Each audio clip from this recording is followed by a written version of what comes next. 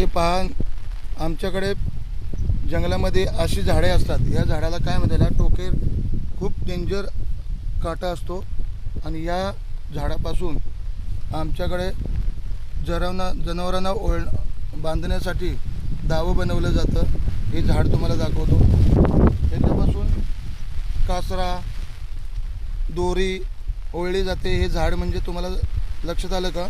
या वरती दिसते त्या फांद्या तोडतात आणि या फांद्या तोडल्यानंतर त्याला कुजत ठेवायचं असतं 4 दिवस. कुजल्यानंतर ते आपटायचं असतं दगडावरती आणि त्याच्यापासून सूत तयार होतं आणि या सुतापासून आपण जनावरांना बांधण्यासाठी दावं किंवा दोरी याची बनवली जाते. आणि हे निसर्गात कुठेही आढळतं आमच्या गावाकडे. आणि निसर्ग पाहताय तुम्ही.